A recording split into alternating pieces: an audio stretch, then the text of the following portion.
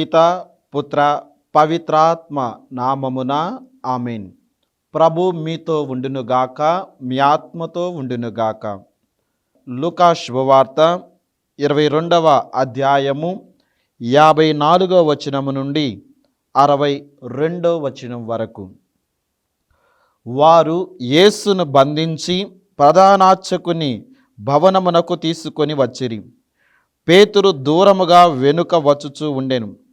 వారు భవనము ముంగిట మంట వేసి చుట్టూను కూర్చుండగా పేతురు కూడా వారి మధ్య ఉండెను. అతడు అచట వెలుతురులో కూర్చుండి ఉండుట ఒక దాసి చూచి అతని వంక తేరపార చూచుచు, ఇతడు కూడా అతని వెంట ఉన్నవాడే అనెను. కానీ అతడు, అమ్మా, నేను అతనిని ఎరుగను అని బొంకెను. కొంచెము సేపటికి మరొకడు వచ్చి అతనిని చూచి, నువ్వు కూడా వారిలో ఒకడవు అనగా, ఓయి, నేను కాదు అని పేతురు చెప్పెను. ఇంచుమించు 1 గంట తరువాత ఇంకొకడు నిస్సందేహముగా, ఇతడును అతని అనుచరుడే, ఏలయనా ఇతడును గలిలయ నివాసియే అని రూఢిగా చెప్పెను. అందుకు పేతురు, ఓయి, నువ్వు చెప్పినది నాకు తెలియదు అనెను. వెంటనే అతడు అటుల చెప్పుచుండగానే కోడి కూసెను. ప్రభు వెనుకకు తిరిగి పేతురును చూచెను. నేడు కోడి కూయుటకు ముందు ముమ్మారు నన్ను ఎరుగవని బొంకెదవు అని ప్రభు చెప్పిన మాటను పేతురు జ్ఞప్తికి తెచ్చుకొని వెలుపలకు వెళ్ళి వెక్కి వెక్కి ఏడ్చెను. ఇది క్రీస్తు సువిశేషము. క్రీస్తువా మీకు స్తుతి కలుగునుగాక. క్రీస్తునాథుని యందు ప్రియ సహోదరి సహోదరులారా, దివ్యవాణి ప్రేక్షకులారా, క్రీస్తు సందేశముకు ఆలకిస్తూ ఉన్నటువంటి మీ అందరికీ కూడా ప్రభు అయిన యేసు క్రీస్తు దివ్య పరిశుద్ధ నామములో మీ అందరికీ శుభాభివందనములు తెలియజేస్తూ ఉన్నాం. ప్రియ సహోదరి సహోదరులారా, ఈరోజు మనం ధ్యానిస్తూ ఉన్నటువంటి అంశము మారు మనస్సు. మారు మనస్సు. ప్రియ విశ్వాసులారా, మానవ జీవితం రోజు రోజుకి మారుతూనే ఉంది. మార్పు మంచికే. ఈ ప్రపంచంలో ప్రతి ఒక్కటి కూడా మారుతూనే ఉంటుంది. మారుతున్న ఈ ప్రపంచములో మనిషి జీవిస్తూ ఉన్నటువంటి జీవితము కూడా మారుతూ ఉన్నాయి. ప్రియ విశ్వాసులారా, అన్నీ మారుతూ ఉన్నాయి. కాలాలు మారుతూ ఉన్నాయి, ఋతువులు మారుతూ ఉన్నాయి, సాంకేతిక పరిజ్ఞానం మారుతూ ఉంది, వైద్య రంగములో మార్పులు వస్తూ ఉన్నాయి, విద్య నేర్చుకోవటములో బోధించటములో మార్పులు వస్తూ ఉన్నాయి, కొత్త సినిమాలలో మార్పులు వస్తూ ఉన్నాయి. ఇలా అనేకమైన వాటిలలో కాలాలు కానీ ఋతువులు కానీ చివరికి మనిషి వేషధారణలు కూడా మార్పు వస్తూ ఉన్నాయి. భాష మారుతుంది, పలకరింపులు మారుతూ ఉన్నాయి, రుచులు అభిరుచులు మారుతూ ఉన్నాయి. ఇలా ప్రియ విశ్వాసులారా, మనిషి అనునిత్యము కూడా మార్పు చెందుతూ ఉన్నాడు. ఆ యొక్క మార్పు మంచికైతే సరిపోతుంది. ప్రియ విశ్వాసులారా, ఒకసారి మన వ్యక్తిగత జీవితాలను గమనించినట్లయితే ఒక 15-10 సంవత్సరాల వెనక్కి వెళితే నేను, నా కుటుంబము ఎలా ఉంది, నా పరిస్థితి, నా స్థితి, నా కుటుంబ పరిస్థితి ఏ విధముగా ఉండేది, ఇప్పుడు ఏ విధముగా ఉంది అని మనం ఆలోచించినట్లయితే చాలా మార్పులు మనకు వస్తూ ఉంటాయి. ప్రియ విశ్వాసులారా, మనం 10 సంవత్సరాల క్రితం ఉన్నటువంటి స్థితిలో మాత్రము ఉండం. ఆ స్థితి నుండి మనము బయటకు వచ్చి అటు ఎదుగుదలలోనైనా కానీ, ఇట ఏ పరిస్థితిలోనైనా కానీ, ఆర్థిక పరములోనైనా కానీ మార్పు అనేది వస్తూ ఉంటుంది. ప్రియ సహోదరి సహోదరులారా, మరి ఆ 10 సంవత్సరాలు 15 సంవత్సరాల ఉన్న జీవితం అయితే ఖచ్చితంగా ఇప్పుడు మనము ఉండం. మరి అనేక రకాలు అయినటువంటి మార్పులు కూడా మనకు చూస్తూ ఉన్నాం. సామాజిక మార్పులు, రాజకీయపరమైనటువంటి మార్పులు, ఆర్థికపరమైనటువంటి మార్పులు. మరి ఈ విధముగా ఆ మారుతున్నటువంటి ఆధునిక ప్రపంచములో నా ఆత్మీయ జీవితము ఏ విధముగా ఉన్నది, నా ఆత్మీయ జీవితము ఏ విధముగా ఉన్నది అని ఈ తపస్కాలములో మనల్ని మనం ప్రశ్నించుకోవాలి. ఒకవేళ మనము 10-15 సంవత్సరాల క్రితము జీవిస్తూ ఉన్నటువంటి పాపకరమైనటువంటి జీవితాన్ని జీవిస్తూ ఉంటే, ఆ పాప జీవితం నుండి బయటికి రాలేకపోతూ ఉంటే మారు మనసు పొందుదాం, పశ్చాత్తాపపడుదాం, దేవునితో సాఖ్యత పడుతాం, దేవుని ముందుకు వెళ్ళి మోకరించి, అయ్యా ఇదిగో నేను ఈ యొక్క పొరపాట్ల నుండి, ఈ తప్పిదముల నుండి బయటికి రాలేకపోతూ ఉన్నాను, నన్ను దీవించు, నీ యొక్క కృపా క్షమాపణ నాకు దయచే అని పశ్చాత్తాప పడితే ప్రియ విశ్వాసులారా, దేవుడు తప్పకుండా మనలను క్షమిస్తాడు, రక్షిస్తాడు, ఆయన కృపా వరాలను మనకు ఇస్తాడు. మన యొక్క ఆత్మీయ జీవితంలో మార్పు రావాలి. ముఖ్యముగా మారు మనసు జీవితాన్ని పొందుకునే మంచి మనస్సు మనకు రావాలి ప్రియ విశ్వాసులారా. మరి ఎన్ని మారినా కానీ మారనివి కొన్ని ఉంటూ ఉన్నాయి. అదే దేవుని మీద ప్రేమ. మారాలి ప్రియ విశ్వాసులారా, కానీ అది ఎదుగుదలగా ఉండాలి, అది ఎదుగుతూ ఉండాలి, పెరుగుతూ ఉండాలి. అందుకే దేవుడు ఈ రోజున మనందరి మీద కూడా 2 కంప్లైంట్ అనగా 2 విషయాలు మనకు 2 విషయాలలో మార్పు చెందమని, మారు మనసు పొందమని ఆహ్వానిస్తూ ఉన్నాడు ప్రియ విశ్వాసులారా. ఏమిటి ఆ 2 అంటే, మొట్టమొదటిది దర్శన గ్రంథము 2వ అధ్యాయం 4వ వచనములో చూస్తూ ఉన్నాం. అక్కడ వాక్యం ఏమంటూ ఉంది అంటే, మీరు మొదటి వలె ఇప్పుడు నన్ను ప్రేమించటం లేదు. ప్రియ విశ్వాసులారా, దేవుడు అంటూ ఉన్నాడు, మొదటి వలె మీరు నన్ను ప్రేమించటం లేదు. మీ యొక్క ప్రేమ కానీ, మీ యొక్క విశ్వాసము కానీ, మీ యొక్క నమ్మిక కానీ, మీరు నా మీద ఆధారపడే జీవితము ప్రారంభములో ఉన్న దానికంటే ఇప్పుడు ఉండటము లేదు అని ప్రభు మనలను హెచ్చరిస్తూ ఉన్నాడు ప్రియ విశ్వాసులారా. నిజమే, ప్రారంభంలో మనము దేవుని పట్ల భయభక్తులతో జీవిస్తూ ఉండవచ్చు. దేవాలయానికి వచ్చేటప్పుడు చాలా భయభక్తులతో, గౌరవ మర్యాదతో వస్తూ ఉండవచ్చు. కానీ ఇప్పుడు పరిస్థితులు మారుతూ ఉన్నాయి. ప్రతిదీ కూడా నిర్లక్ష్యముగా తీసుకుంటూ ఉన్నాం. ప్రతిదీ కూడా తేలికగా తీసుకొని నిర్లక్ష్య జీవితాన్ని జీవిస్తూ ఉన్నాం ప్రియులారా. అదేమంటే సమాజం మారుతుంది, ప్రపంచం మారుతూ ఉంది, అన్నీ నాకు తెలిసిపోతూ ఉన్నాయి అని మానవుని యొక్క ఆలోచన విధానములో మార్పు వస్తూ దేవుని మీద ప్రేమ తగ్గిపోతూ ఉంది ప్రియ విశ్వాసులారా. అందుకే ప్రభు ఇస్తూ ఉన్నటువంటి సందేశము, మొదటి వలె మీరు నన్ను ప్రేమించటం లేదు అని అంటూ ఉన్నాడు ప్రియ సహోదరి సహోదరులారా. మన జీవితాలలో కూడా అలాగనే ఉంటూ ఉంటాయి. మనం న్యాయాధిపతుల గ్రంథము 14వ అధ్యాయం 16వ వచనములో సంసోను భార్య అంటూ ఉన్నది సంసోనుతో, ఇదిగో నీవు నన్ను ప్రారంభములో నన్ను ప్రేమించిన విధంగా ఇప్పుడు నన్ను ప్రేమించటం లేదు, ఆ పొడుపు కథ రహస్యము నీవు నాకు కూడా చెప్పటం లేదు అని ఆ యొక్క సంసోను భార్య సంసోనును మొదటి వలె నన్ను ప్రేమించటం లేదు అంటూ. ప్రియ విశ్వాసులారా, మన కుటుంబాలలో కూడా, భార్యాభర్తలలో కూడా ఇదే సమస్య ఎన్నోసార్లు ఎదురవుతూ ఉంటుంది. ఏమని అంటూ ఉంటారు, ఇదిగో భార్య అంటూ మొదటి వలె నువ్వు నన్ను ప్రేమించటం లేదు, ప్రారంభంలో నాకు అన్నీ చెప్పి చేసేవాడివి కానీ ఇప్పుడు చెప్పటం లేదు, ప్రారంభంలో నన్ను పట్టించుకునేవాడివి ఇప్పుడు నన్ను పట్టించుకోవటం లేదు, ప్రారంభంలో నాకు నువ్వే ఎక్కువ ప్రాముఖ్యత ఇచ్చేవాడివి కానీ ఇప్పుడు ఇవ్వటలేకపోతూ ఉన్నా, ప్రారంభంలో నువ్వు ఏ వస్తువు కొనాలన్నా, ఏ ఖర్చు చేయాలన్నా కానీ నాకు చెప్పి చేసేవాడివి కానీ ఇప్పుడు చెప్పటం లేదు అని ఈ విధముగా ప్రారంభములో ఉన్నటువంటి ప్రేమ ఆప్యాయతలు కుటుంబ జీవితాలలో కూడా, మరీ ముఖ్యముగా ఈ భార్యాభర్తల మధ్య కానీ, తల్లిదండ్రులు పిల్లల మధ్య కానీ తగ్గిపోతూ ఉన్నాయి ప్రియ విశ్వాసుల. మరి దేవుడి పట్ల కూడా అదే విధముగా ప్రవర్తిస్తూ ఉన్నాం.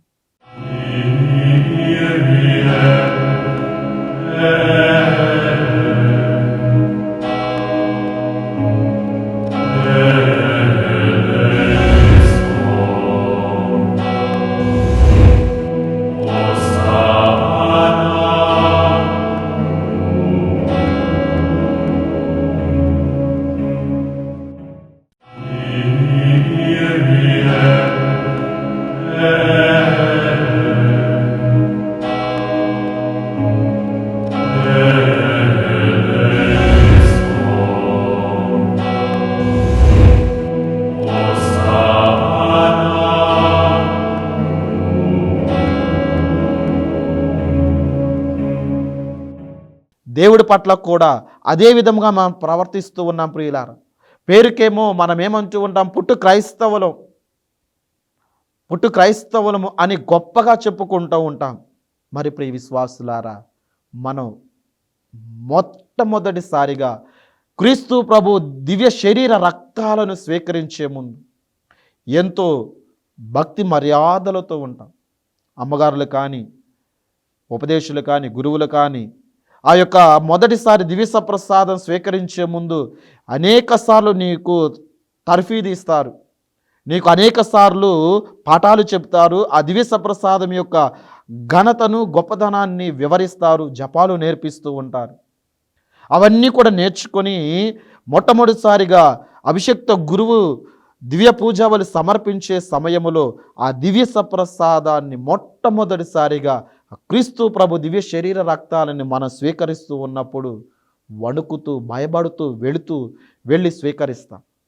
వచ్చేటప్పుడు మరలా తల వంచుకొని భక్తి మర్యాదలతో వచ్చి మోకరించి ప్రార్థన చేస్తూ ఉంటాం. కానీ ప్రస్తుత రోజులలో ఎలా ఉంటూ ఉన్నాయి, ముఖ్యంగా కరోనా సమయం దగ్గర నుండి, ఆ కరోనా రోజుల నుండి దివ్య ప్రసాద స్వీకరణలో కూడా మార్పులు వస్తూ ఉన్నాయి.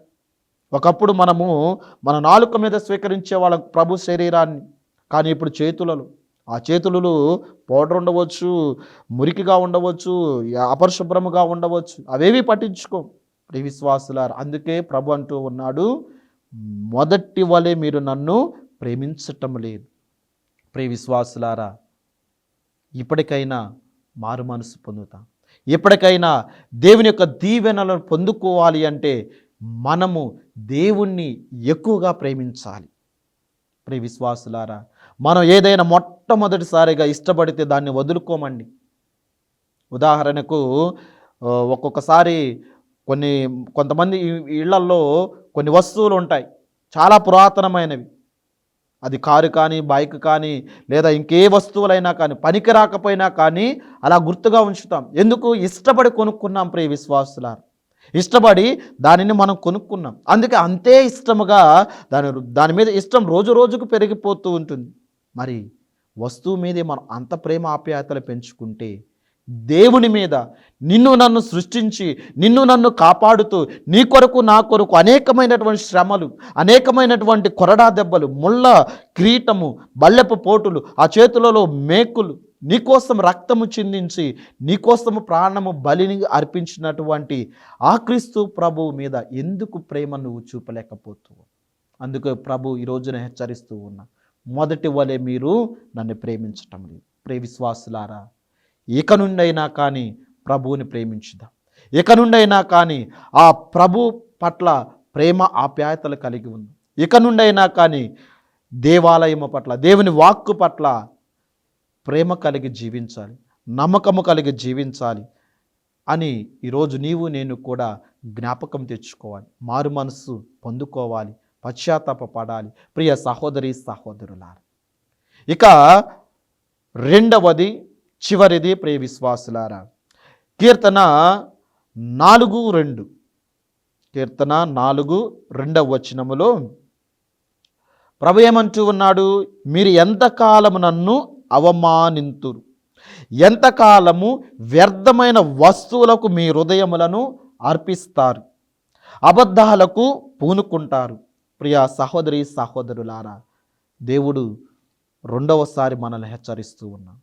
ఏమని హెచ్చరిస్తూ, ఎంతకాలం, ఇంకెంతకాలం నన్ను అవమానిస్తారు, ఇంకెంతకాలం వ్యర్థమైన వస్తువులతో మీ హృదయములను అప్పగిస్తారు.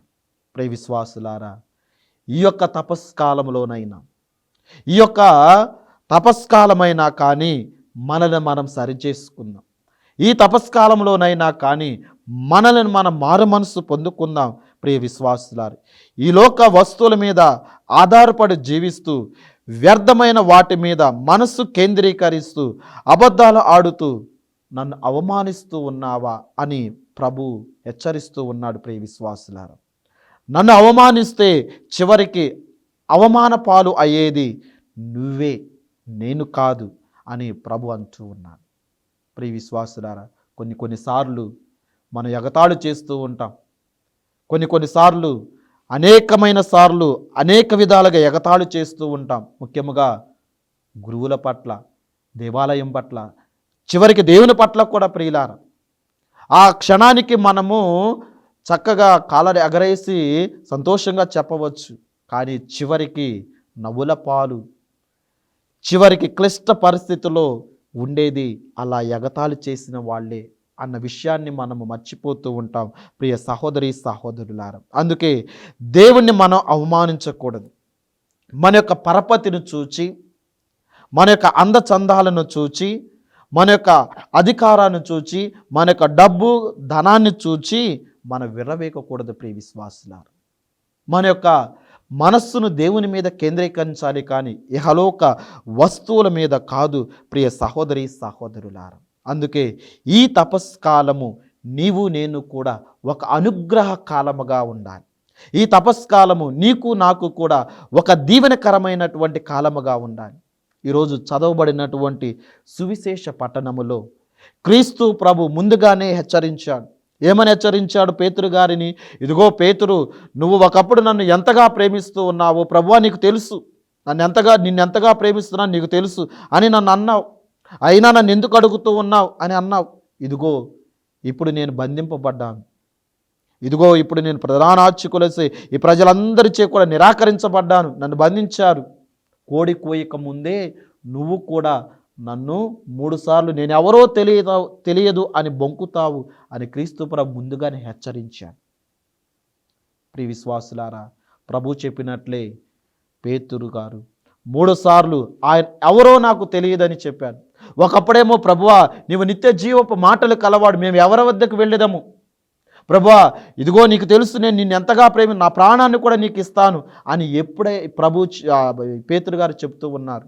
కానీ ఎప్పుడైతే ప్రాణం మీదకు వస్తూ ఉన్నదో ఆ యొక్క ప్రేమ తగ్గిపోతూ ఆయన ఎవరో నాకు తెలియదని 3 సార్లు బొంకుతూ ఉన్నాడు. ప్రియ విశ్వాసులారా, అందుకే ప్రభు ఎప్పుడైతే పేతురు 3 సార్లు బొంకి పేతురు వైపు చూస్తూ ఉన్నాడు, ఆ కరుణ చూపుతో చూస్తూ ఉన్నాడు, ఆయన వంక ఆ ప్రేమతో చూస్తూ ఉన్నాడు పేతురు గారు, అక్కడ లూకా శుభవార్త 22వ అధ్యాయం 62వ వచనములో వెలుపలకు వెళ్ళి వెక్కి వెక్కి ఏడుస్తూ ఉన్నాడని వాక్యం పలుకుతూ ఉంది.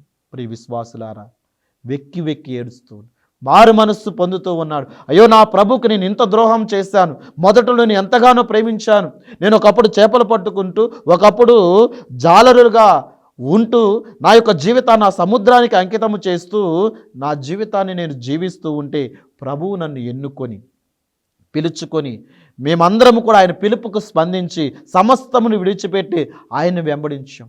ఎంతో ప్రేమ కలిగి ఉన్నాను, ఆయన పట్ల ఎంతో నమ్మకము కలిగి ఉన్నాను, కానీ ఇప్పుడు ఆయన ఎవరో తెలియదని 3 సార్లు పలుకుతూ ఉన్నాను అని వెలుపలకు వచ్చి వెక్కి వెక్కి ఏడుస్తూ ఉన్నాడు. ప్రియ విశ్వాసులారా, మనం కూడా అనేక సార్లు దేవుడు ఎవరో నాకు తెలియదు, దేవుడు నాకు అవసరం లేదు, ఆయన నాకేం చేశాడు, ఆయనతో నాకు అవసరం లేదు, నాకు ఈ వస్తువులు చాలు, నాకు యొక్క డబ్బు చాలు, ఈ యొక్క అధికారం చాలు, ఈ యొక్క పరపతి చాలు అని విర్రవీగిపోతూ ఉంటాం.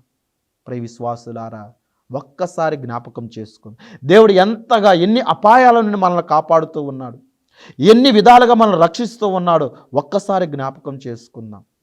అలా నువ్వు జ్ఞాపకం చేసుకుంటే దేవుడు నిన్నెంతగా ప్రేమిస్తూ ఉన్నాడో నీకే అర్థమవుతూ ఉంది. ప్రియ విశ్వాసులారా, కాబట్టి నీవు నేను కూడా ఈ యొక్క తపస్కాలములో మారు మనసు పొందుదాం. ఈ యొక్క తపస్కాలములో దేవుడు నిన్ను మలచుకుంటాడు. నువ్వు ఎలా ఉన్నా కానీ ఆయన సన్నిధికి నువ్వు వచ్చినట్లయితే దేవుడు నిన్ను తప్పకుండా దీవిస్తాడు. ప్రియ సహోదరి సహోదరుల, ఏ విధముగానైతే పేతురు గారు వెక్కి వెక్కి ఏడుస్తూ ప్రభు ముందట పశ్చాత్తాప పడుతూ ఉన్నాడు, పేతురు గారిని దీవించాడు. మరి అదే విధముగా పశ్చాత్తాపం చెందనటువంటి యోధా ఇస్కారియోతు గారు ప్రభు దగ్గరికి వచ్చి పశ్చాత్తాపం అడగల, మారు మనసు పొందల. ప్రభు దగ్గరకు వచ్చి తన ముఖాన్ని చూపించుకోవడానికి తనకు ధైర్యం సరిపోలేదు. తను తప్పు చేశాడని తెలుసుకొని వెళ్ళి ప్రభువు దగ్గర పశ్చాత్తాపం పడకుండా వెళ్ళి ఉరి వేసుకొని చనిపోతూ ఉన్నాడు. తన ప్రాణాన్ని తీసివేసుకుంటూ ఉన్నాడు. ప్రియ విశ్వాసులారా, మన దేవుడు రక్షించే దేవుడు, శిక్షించే దేవుడు కాదు. మన దేవుడు కాపాడే దేవుడు, కట్టేసే దేవుడు కాదు. మన దేవుడు ఎల్లప్పుడూ కూడా పాపులను రక్షించే దేవుడు. ప్రియ విశ్వాసులారా, అందుకే ప్రభు ఏమంటూ ఉన్నాడు, వైద్యుడు రోగులకే కానీ ఆరోగ్యవంతులకు కాదు. ఈ యొక్క తపస్కాలములో నీవు నేను కూడా పశ్చాత్తాప హృదయంలో ప్రభు దగ్గరికి రావాలి. ఈ యొక్క తపస్కాలములో నీవు నేను కూడా ప్రభు దగ్గరకు మారు మనస్సు పొందుకోవటానికి రావాలి. కాబట్టి ప్రియ సహోదరి సహోదరులారా, ఈ యొక్క తపస్కాలం మనందరికీ కూడా ఒక దీవెనకరమైనటువంటి కాలముగా ఉంటూ ఉంది. కాబట్టి ఈ తపస్కాలములో మనం చేసే ప్రతి ఒక్క తపోక్రియను మన యొక్క ప్రార్థన ఉపవాసాల ద్వారా దేవుడు మనలను మన కుటుంబాలను దీవిస్తూ ఉన్నాడు. అటువంటి జీవితాన్ని మనం జీవించాలి అంటే ఏ విధముగానైతే పేతురు గారి వలె వెలుపలకు వెళ్ళి వెక్కి వెక్కి ఏడుస్తూ ఉన్నాడు. ఈ తపస్కాలంలో నీవు నేను కూడా ప్రభు దగ్గరికి వచ్చి మోకరించి వెక్కి వెక్కి ఏడ్చు. నీ పాపాలకు పశ్చాత్తాపపడు. నీ యొక్క చేసినటువంటి అనేకమైనటువంటి చెడు క్రియలకు పశ్చాత్తాపపడు. మారు మనసు పొందు. దేవుడు తప్పకుండా నిన్ను దీవిస్తాడు, నీ కుటుంబాన్ని దీవిస్తాడు అని ప్రభు వాగ్దానం చేస్తూ ఉన్నాడు. కేవలం ఈ యొక్క వాక్యాన్ని, ఈ క్రీస్తు సందేశాన్ని వినటం మాత్రమే కాదు ప్రియులారా, ఆలకించడం మాత్రమే కాదు, మన జీవితాలలో దాన్ని అన్వయించుకొని వాక్యానుసారముగా జీవించాలి. ఆ పేతురు గారు అప్పటి నుండి వెలుపలకు వెళ్ళి వెక్కి వెక్కి ఏడ్చిన తరువాత నుండి ఆయన మరలా ప్రభు ఎవరో తెలియదు అని పలకలేదు. ఆ యొక్క క్రీస్తు ప్రభుకి సాక్షిగా జీవించాడు. క్రీస్తు ప్రభుకి సాక్షిగా జీవించాడు. ప్రియ సహోదరి సహోదరులారా, మరి నీవు నేను కూడా ఈ తపస్కాలములో ప్రభు పడినటువంటి శ్రమలు, మన కొరకు అనుభవించినటువంటి, మన కొరకు చిందించినటువంటి ఆ రక్తపు సాక్షిగా, ఆ యొక్క అమూల్యమైనటువంటి పాపము లేనటువంటి ఆ రక్తము సాక్షిగా నీవు నేను కూడా ఈ తపస్కాలములో మారు మనసు పొందుకో. తప్పకుండా దేవుడు మన పాపాలను క్షమిస్తాడు. మన పశ్చాత్తాప ద్వారా దేవుడు మనకు రక్షణ దయచేస్తాడు. కాబట్టి ఈ యొక్క క్రీస్తు సందేశాన్ని ఆలకిస్తూ ఉన్నటువంటి దివ్యవాణి ప్రేక్షకులందరినీ కూడా, ఈ వాక్యాన్ని ఆలకించినటువంటి ప్రతి బిడ్డను కూడా దేవుడు దీవించాలని ప్రార్థన చేస్తూ, పితా పుత్ర పవిత్రాత్మ దేవుడు మనందరినీ దీవించి కాచి కాపాడునుగాక. ఆమేన్.